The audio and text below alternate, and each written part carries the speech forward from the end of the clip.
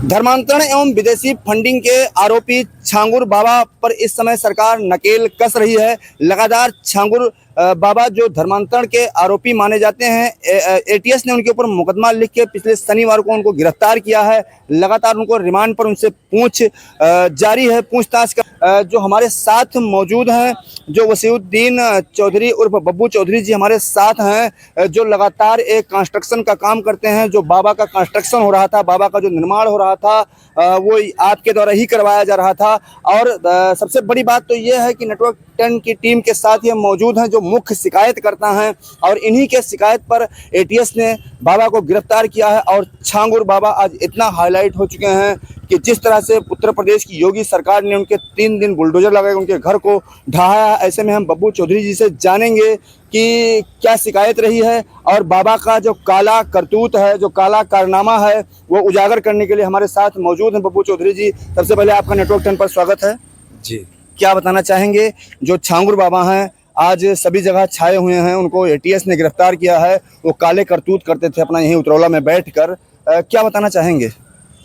बहुत देर हो गई छाने में। जितने दिन से मैं इनके खिलाफ आवाज़ उठा रहा हूँ, इनकी काले करतूतों की जानकारी के लिए, जांच के लिए मैं आवाज़ उठा रहा था। 3 साल लग गए। शायद अगर पहले हो गया होता तो काफ़ी लोगों की जान सुरक्षित होती, धर्म से निधर्म नहीं हुए होते लोग। आज पछता रहे हैं, लेकिन जो भी हुआ ठीक ही हुआ। योगी आदित्यनाथ जी का कोटि कोटि प्रणाम, जो उन्होंने ऐसी कठिन कार्रवाई इसके ऊपर की जिससे उसकी छट्टी के दूध याद आ गए। जैसे देखा जा रहा है, जो छांगुर बाबा हैं उनके आप बेहद करीबी भी बताए जा रहे हैं। आप एक कॉन्ट्रैक्टर हैं, कंस्ट्रक्शन का काम कर रहे थे उनके यहाँ। क्या ऐसा रहा कि आपको उनका कंस्ट्रक्शन काम छोड़ना पड़ा?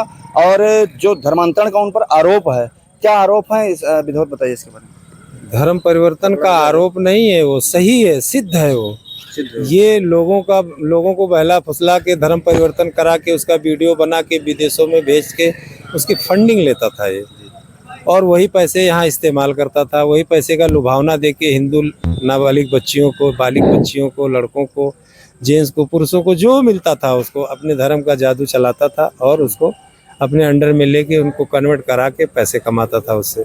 ये इसका स्पेशल बिजनेस था। एक छोटे से गांव में उतरौला जैसा कस्बा क्या है, खेड़ा गांव है जहाँ बाढ़ पीड़ित एरिया है, सैलाब आ जाता है यहाँ, ऐसे जगहों पे 100 करोड़ इन्वेस्ट करने का मतलब क्या है? जब उसके एक नौकर के साथ ये घटना घटी, उस नौकर ने मुझसे शिकायत किया, तब मैंने बाबा से सवाल किया कि बाबा ऐसी हरकत क्यों कर रहे हैं, किसी के धर्म को आप नष्ट क्यों करना चाह रहे हैं? तो उसने कहा आप एक मुसलमान हो, मेरा साथ दो, और ये चीज़ अच्छा है सवाब है, जबकि ये गुनाह इस्लाम में भी नहीं है कि आप किसी को महिला फुसला के हिंदू से मुसलमान बनाओ। जिस बाबा के संपर्क में आप कब आए थे बब्बू जी? 2019 में आए। 2019 में आए। तब ये बाबा कारनामा करता था? नहीं, उससे पहले तो हम उसको जानते भी नहीं थे, है कौन। उसके पहले हम नहीं जानते थे। 2019 में हमारी ऑफिस पे आया, इसने कहा हमें कुछ काम कराना है, मकान बनवाना है।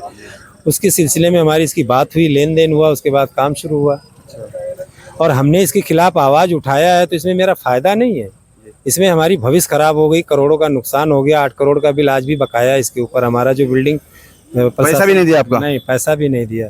हमने जानबूझ करके किया कि पैसा रहे, मिले ना मिले, लेकिन ऐसे अपराधियों के ऊपर कड़ी कार्रवाई होनी चाहिए।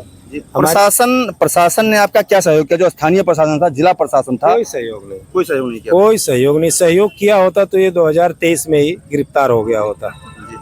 बाबा ने आपको उल्टे फंसाया, आप भी जेल गए हैं, बाबा के द्वारा फंसाए गए जालों में। बाबा वो शख्सियत है कि उसके खिलाफ जो आवाज उठाता उसको वो मर्डर कराने की भी क्षमता रखता है उस समय, और उसका इतना प्रभाव है बलरामपुर जिले में कि बड़े से बड़े धारे में अपराधी बना के जेल भेजने का भी वो उसका ताकत रखता है, जो मैं उसका भुक्तभोगी हूँ। जान हानि भी किया हूँ, जेल भी काटा हूँ, 11 मुकदमे हमारे ऊपर हुए, बहुत तहरीर हमने दिया, 156(3) कोर्ट में गया, लेकिन उसके खिलाफ कोई अधिकारी कार्रवाई करने के लिए तैयार नहीं था। बब्बू जी, आपने धर्मांतरण के खिलाफ आवाज उठाया, आप लगातार प्रताड़ित होते रहे, आपका स्थानीय प्रशासन भी सहयोग नहीं किया, फिर भी आप अड़े रहे, क्या सोच के? हम अपने सच्चाई पे अड़े रहे, अपनी जिंदगी मौत को हाथ में लेके चलते रहे। अकेला ना हमारा कोई साथी था। हाँ, ये है कि जब हमें कुछ अधिकारी मिले, जैसे एक अधिकारी हमको बलरामपुर में मिला जो हमको राय दिया कि देखिए ये सच और झूठ की लड़ाई है, वो फरेब करके देश को बर्बाद कर रहा है, मनी लॉन्ड्रिंग कर रहा है, तमाम हिंदू लड़कियों को बहला फुसला के धर्म परिवर्तन करा रहा है, इसके खिलाफ आप लड़ो, इसके खिलाफ आप। ऐसी कितनी लड़कियां होंगी जिन्होंने धर्म परिवर्तन कराया होगा? उसका कहना 20,000 है, जिसकी जानकारी हमें है बाय नाम बाय फेस में 16 लोगों को जानता हूँ। 16 लोगों को कराया है धर्मांतरण। जी। उसका तो कहना है 20,000 लोगों को करा है, जिसकी ऑडियो रिकॉर्डिंग हमारे पास है। एटीएस ने नवंबर में मुकदमा दर्ज किया था 2024 में, अभी तक एटीएस को भी इतना समय लग गया। क्या बाबा का जो रसूख था ये माना जाता है या एटीएस अपनी कार्रवाई की थी? देखिए, ये इतना बड़ा कारनामा, इतना बड़ा घटना है और इतनी बड़ी कार्रवाई हो रही है, तो इतना जल्दबाजी करके कोई भी एजेंसी कोई डिसीजन नहीं लेगी। अब आप एटीएस ने जो समय लगाया है वो सही समय लगाया है, क्योंकि उसको गहनता से जांच करना था।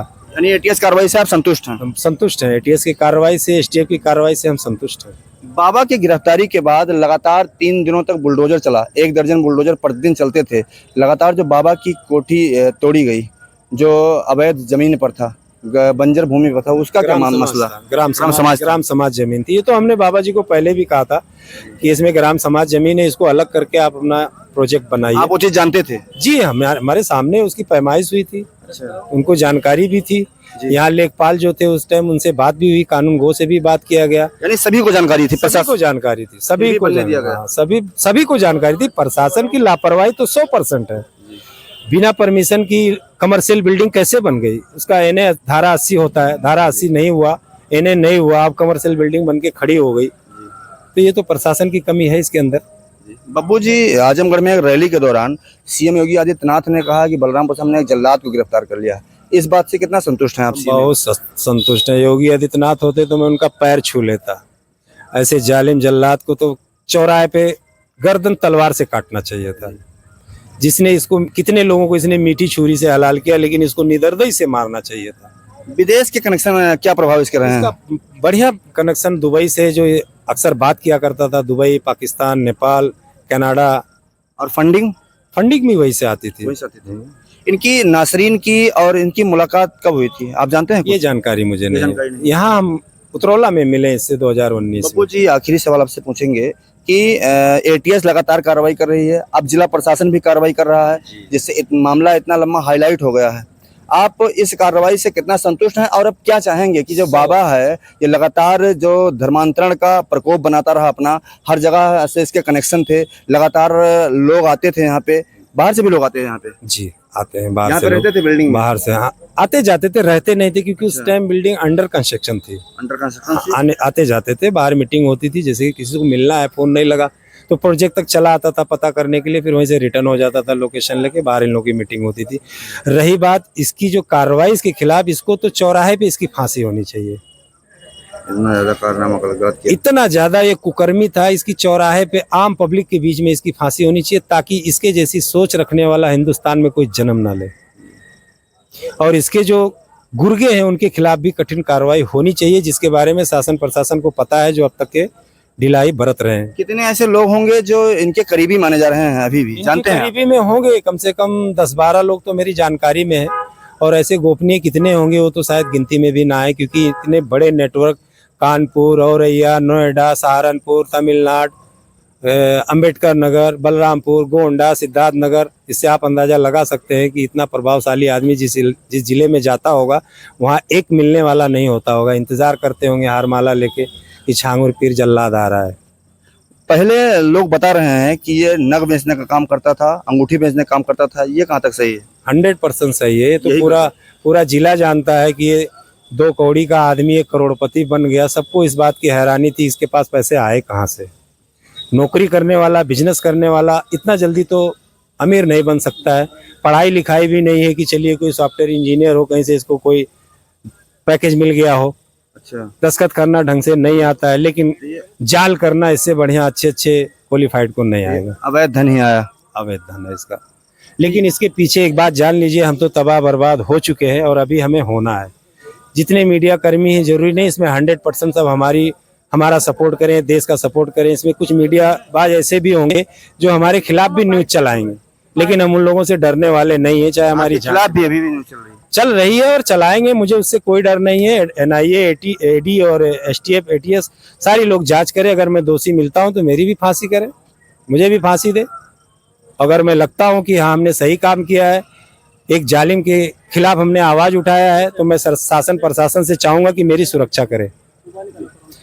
तो आपने देखा, क्या बताना चाहेंगे और बब्बू जी? मेरी जान का खतरा है 100%। मेरे भतीजे का मर्डर हो चुका है पिछले 1.5 महीने, और हमारी भी कभी भी हो सकती है। किसके द्वारा करवाया मर्डर? छांगुर पीर, छांगुर पीर के द्वारा। 100%। उसमें कोई मुकदमा लिखा गया, कोई कार्रवाई हुई? कोई मुकदमा, कोई जांच ही नहीं हुई तो मुकदमा क्या होगा? कुछ नहीं हुआ। छांगुर का नाम आने के बाद सब न्यूट्रल हो जाते हैं। अभी भी? अब नहीं, ये तब की बात बता रहा हूँ। ये तो एटीएस का जब हथौड़ा इसके ऊपर बजा, 25 लाख रुपए में डील करके एक हमारे पूरे परिवार के ऊपर आपराधिक मुकदमा, क्रिमिनल मुकदमा लिखवाया, जबकि वो सिविल सूट होना चाहिए था उसको। उसकी भी जांच होनी चाहिए कि उसमें कितना बड़ा अपराध हमने किया है। 25 लाख देके मुकदमा पूरे परिवार पर 25 लाख की जांच अगर हो जाए तो ये भी पता चल जाएगी, और 25 लाख रुपए किस किस अपराधी के जेब में गए हैं, सारी सच्चाई सामने आ जाएगी। तो आपने देखा, ये हमारे साथ वसीउद्दीन चौधरी उर्फ बब्बू जी मौजूद थे, जो लगातार मीडिया पर मुखातिब हो रहे हैं। जो इस समय सीएम योगी आदित्यनाथ ने जल्लाद, जो छांगुर बाबा है उसको जल्लाद करार दिया है। इसी के साथ साथ जो छांगुर बाबा है वो लगातार सुर्खियों में बना हुआ है। एटीएस लगातार पूछताछ कर रही है। हालांकि जिले में जो धर्मांतरण का लंबा नेटवर्क चल रहा था, इसको लेकर प्रशासन भी अब सतर्क हो गया है। एटीएस ने कार्रवाई प्रारंभ कर दी है। जिला प्रशासन भी एक्शन मोड में है। बाबा का जो घर था वो ढहा दिया गया है, जो अवैध जमीन पर बना हुआ था। अब प्रशासन देखना होगा प्रशासन आगे की क्या कार्रवाई करती है। नेटवर्क 10 के लिए दामोदर शुक्ला, उतरौला, बलरामपुर।